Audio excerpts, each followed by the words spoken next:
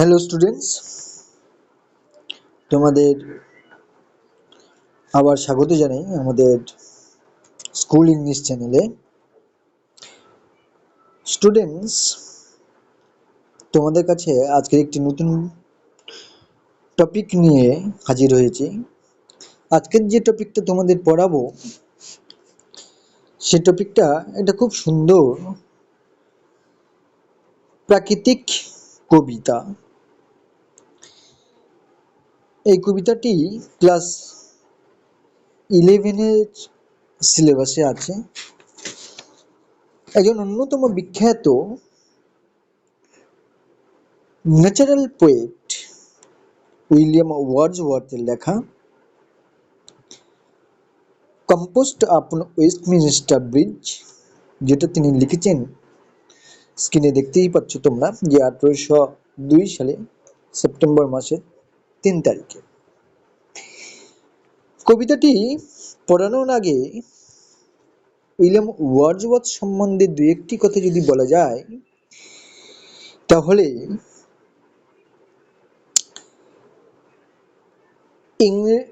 History of English লিটারেচারের একটা অন্যতম অংশ আছে, যা কিনা বলা হয় দ্য রিটার্ন টু নেচার। এই রিটার্ন টু নেচার অংশে অন্যতম বিখ্যাত কবি উইলিয়াম ওয়ার্ডসওয়ার্থ, যিনি কিনা 1770 খ্রিস্টাব্দে জন্মগ্রহণ করেন এবং 1850 খ্রিস্টাব্দে মারা যান। উইলিয়াম ওয়ার্ডসওয়ার্থ এক কথায় বলা যেতে পারে প্রাকৃতিক কবি, বা বলা যেতে পারে প্রকৃতির কবি। অর্থাৎ তার কবিতার মূল বিষয়বস্তু হচ্ছে প্রকৃতি নিয়েই লেখা, অর্থাৎ প্রকৃতির বিভিন্ন অ্যাটমসফিয়ার, বিভিন্ন দৃশ্য তার চোখে ধরা পড়েছে এবং তিনি যেটা অনুভব করেছেন তা তার কবিতা হয়ে প্রকাশ পেয়েছে। অ্যাকচুয়ালি তিনি ককরমুহুতে একটি শহরে তিনি জন্মগ্রহণ করেছিলেন। তার বাবা ছিলেন একজন লয়ার, কিন্তু খুব অল্প বয়সে, অর্থাৎ ওয়ার্ডসওয়ার্থের যখন মাত্র 13 বছর বয়স, তখন তিনি তার বাবাকে হারান এবং তাকে নির্ভর করতে হতো তার অন্যান্য দুই কাকার ওপর ভীষণভাবে। অক্সফোর্ডে তার স্কুল শুরু হয় এবং পরে তিনি কেমব্রিজ ইউনিভার্সিটিতে প্রবেশ করেন এবং সেখান থেকে তিনি গ্র্যাজুয়েট হন 1791 সালে। এরপর তিনি ধীরে ধীরে সাহিত্য চর্চা শুরু করেন এবং সাহিত্য চর্চার সর্বশ্রেষ্ঠ স্তরে প্রায় বলা যেতে পারে তিনি পৌঁছেছেন।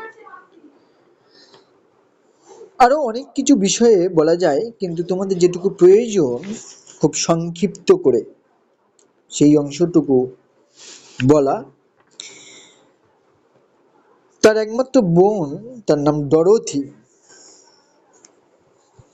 তার ভীষণ সঙ্গী এবং তার সমস্ত কবিতার সঙ্গী বলা যেতে পারে। প্রত্যেকটা মুহূর্তে তাকে সঙ্গ নিয়ে কবিতাগুলোকে তাকে শোনাতো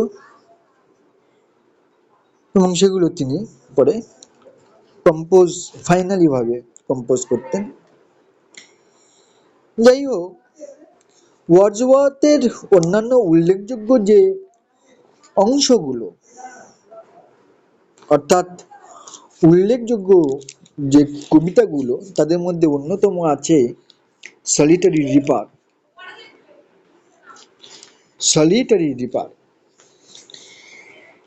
এবং prelude,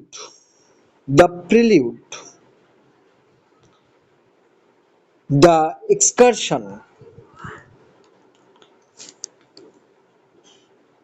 ode on the intimations of immortality, আরো একটা আছে দ্য গ্রিন লাইনেট, আর একটা উল্লেখযোগ্য ভীষণ বিখ্যাত একটা কবিতা I wandered lonely as a cloud. I wandered lonely as a cloud, এটা ক্লাস 10 ছিল, অল্প একটু অংশ পুরাতন সিলেবাসে। এবং সলিটারি রিভার, তোমরা যারা বর্তমানে 11-এ পড়ছো, এটা পুরাতন, এটা তো নতুন সিলেবাস, পুরাতন সিলেবাসে সলিটারি রিভার বলে একটা কবিতা ছিল। এবং 1789 যখন ফ্রেঞ্চ অর্থাৎ ফরাসি রিভলিউশন হয় বা ফরাসি বিপ্লব হয়, সে সময় তিনি একটি প্রবন্ধ রচনা করেছিল, দ্য লিরিক্যাল ব্যালাড। তার উল্লেখযোগ্য বন্ধু এস.টি. কোলরিজ অর্থাৎ স্যামুয়েল টেইলর কোলরিজের সহযোগে। এখন এটার অংশ অন্য, কবিতার বিষয়বস্তু নিয়ে লেখা, কিন্তু চলো, এটা তো তোমরা ওয়ার্ডসওয়ার্থ সম্বন্ধে অল্প বিস্তর জানলে। তোমাদের যদি কারোর যদি মনে হয় ওয়ার্ডসওয়ার্থ সম্বন্ধে একটু বেশি করে আমরা জানবো, আমার জানা দরকার, তাহলে আমাকে তোমরা কমেন্টস করতে পারো, বলতে পারো। চলো আমরা আজকের বর্তমানে যে টপিক পড়াতে চলেছি সেই টপিকে যাই। যে কবিতাটা পড়াবো, আবারও একবার বলছি, composed upon Westminster Bridge by William Wordsworth. দেখো, আগে প্রথমে কবিতাটা পড়ে নিই আমরা, তারপর আমরা একটু লাইন টু লাইন মিনিংটা জানবো। দেখো কি লেখা আছে। আর্থ has not anything to show more fair, dull would he be of soul who could pass by. A sight so touching in its majesty, this city now doth like a garment wear. The beauty of the morning silent bear.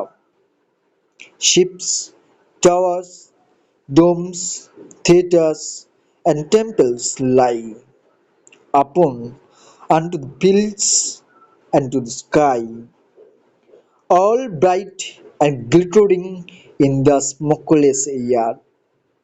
Never did sun more beautifully step in his first splendor, valley, rock, or hill.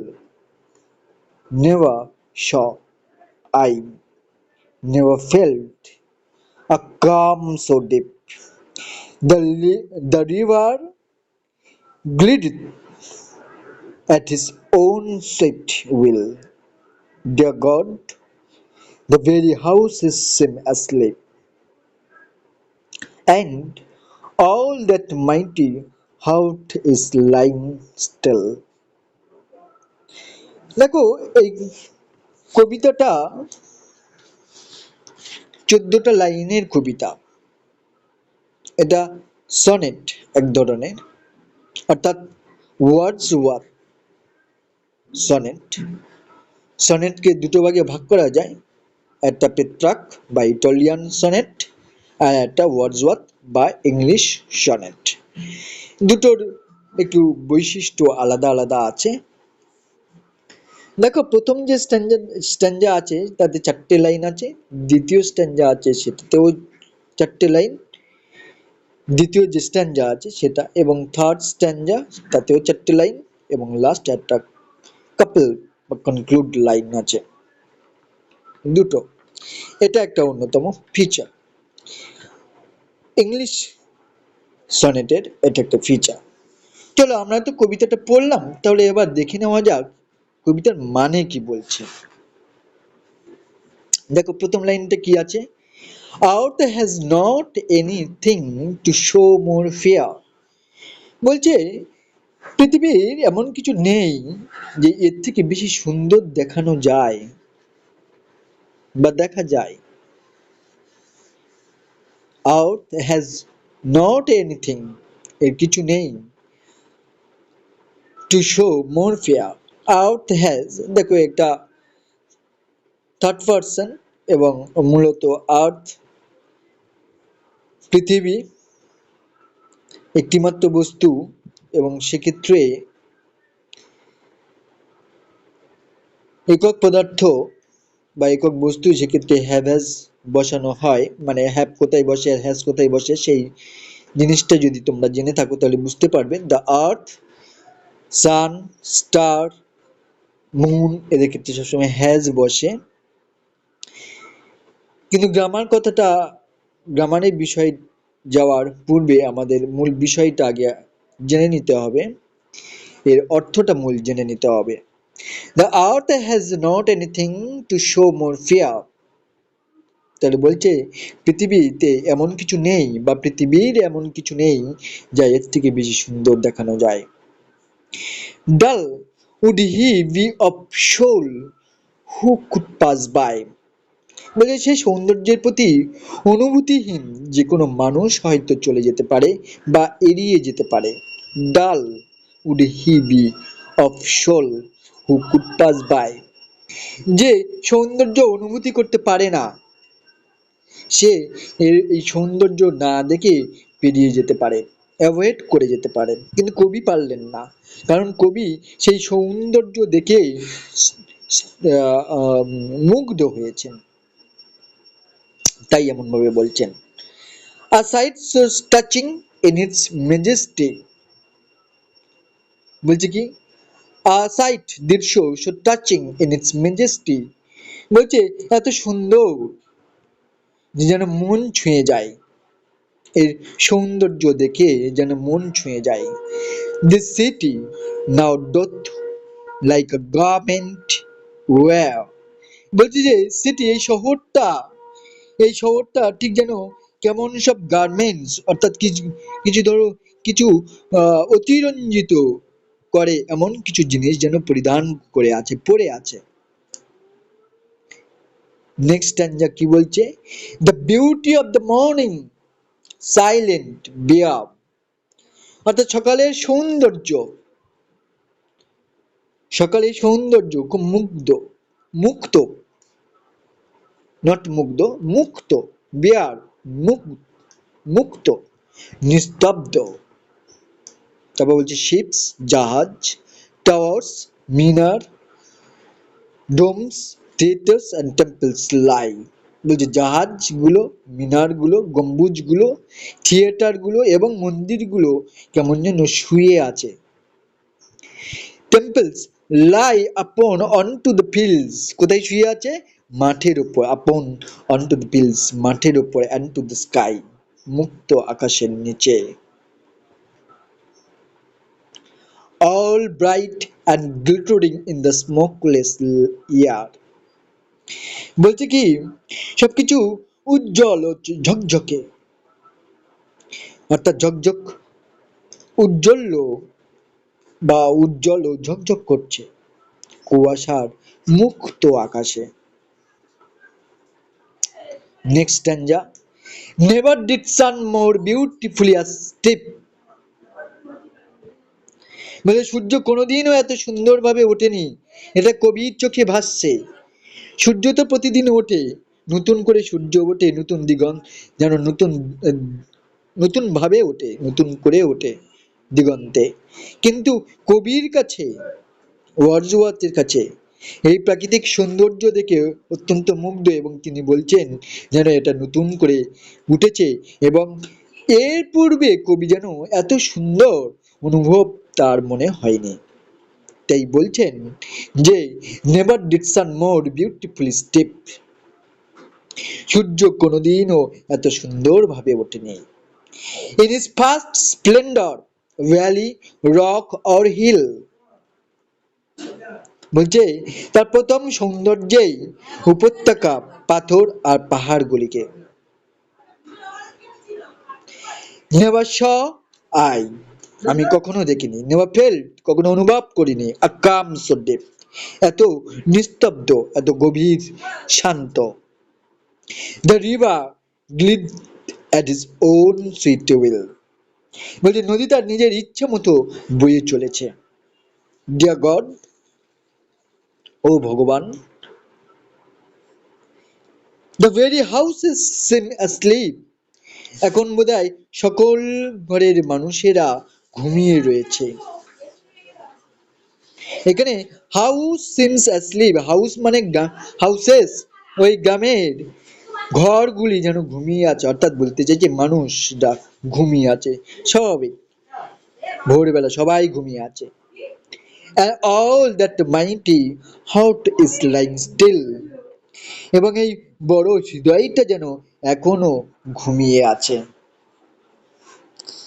দেখো, কবি কোন জিনিসটা দেখে তার মনের মধ্যে কেমন অনুভূতি সৃষ্টি হবে এটা কিন্তু বলা খুবই কঠিন, এবং আমরা পাঠক হিসেবে হয়তো কবি যে সৌন্দর্য, ছোট্ট জিনিসকে যে সৌন্দর্য খুঁজে পেয়েছে, বা ছোট্ট জিনিসের মধ্যে যে সৌন্দর্য খুঁজে পেয়েছেন, যে অনুভূতি তার মধ্যে সৃষ্টি হয়েছে, সেই অনুভূতি সাধারণ মানুষের মধ্যে হবে না। এই যে বলছে আমি কখনো দেখিনি এত সৌন্দর্য, অর্থাৎ কবি এর আগে বহুবার প্রতিনিয়ত বা প্রতিদিন সূর্য ওঠে, কিন্তু এমন ভাবে নতুন করে নতুন ভাবে সেজে উঠেছে কবির চোখে, তা কিন্তু কবি এর পূর্বে দেখেনি। তাহলে আশা করি তোমরা কবিতাটা বুঝতে পেরেছো, এবং কবিতার যে বিষয়বস্তু বুঝতে পেরেছো। প্রসঙ্গত বলি যে কবিতার বিষয়বস্তুটা যদি তোমরা বুঝতে পারো, তাহলে কবিতার যে কোনো প্রশ্নের উত্তর কিন্তু তোমরা লিখতে পারবে। এবং লাইন যদি তুলে দিয়ে প্রশ্ন করে, তাহলে সেক্ষেত্রে মূলত লাইন তুলে দিয়েই প্রশ্ন হয়, এবং এমসিকিউ থেকে প্রশ্ন হয়, সেখান থেকে সেই প্রশ্নগুলো তোমরা অবধারিতভাবে লিখতে পারবে। এবং এখানে যে শব্দগুলো দেওয়া আছে, সেই শব্দগুলো খুবই সহজ সরল শব্দ, তাই শব্দগুলো নিশ্চিত তোমরা বুঝতে পারলে। যদি কোথাও কোনো শব্দ বুঝতে না পারো, তাহলে আমাকে তোমরা কমেন্টস করে বলো বা জানাও, তাহলে আমি আরও একটি ক্লাসে তোমাদের সমস্ত ওয়ার্ডের প্রত্যেকটি ওয়ার্ডের মিনিং বলে দেওয়া হবে। দেখো, এখানে কঠিন শব্দ তেমন কিছু নেই। কঠিন শব্দ শো, মোর, ফিয়ার, আর্থ, এনিথিং, ডাল, শোল, শোল মানে আত্মা, ডাল, ডাল মানে ডালের প্রকৃত অর্থ হচ্ছে কি বোকা, যার বুদ্ধি নেই। এখানে কিন্তু কবিতার অর্থ কিন্তু তা নয়। কবিতার অর্থ হচ্ছে কি যে অনুভূতি নিতে পারে না। সাইট মানে দৃশ্য, টাচ থেকে টাচিং, মেজেস্টি মানে কি বলা যেতে পারে, মেজেস্টি মানে সেই সৌন্দর্যটা মন ছুঁয়ে যাওয়া, মন ছুঁয়ে যাওয়া।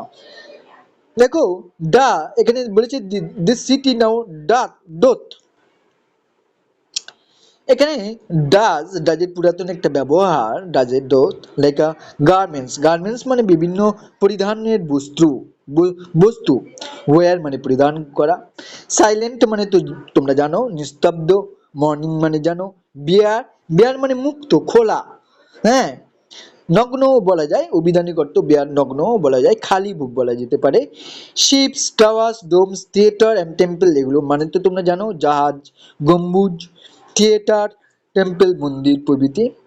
আপন অনটু দ্য ফিল্ডস, ফিল্ডস মানে তো মাঠ, টু দ্য স্কাই মানে আকাশ, গ্লিটারিং যা চকচক করে, স্মোকলেস ধোঁয়াহীন, ইয়ার মানে বায়ু, নেভার কখনোই নয়, সান সূর্য জানো, মোর বিউটিফুলি স্টিপ আরো বেশি সৌন্দর্য লাগছে, কিন্তু স্টিপ কথার অর্থ স্প্লেন্ডার দারুণ, ভ্যালি উপত্যকা, হিল পর্বত, রক জানো তোমরা, রক মানে কি, নেভার ফেল্ট, ফেল্ট ফিলের পাস্ট ফর্ম, ফেল্ট, কাম মানে শান্ত, ডিপ মানে গভীর, গ্লিথ, এটা ও গ্লিটার থেকে,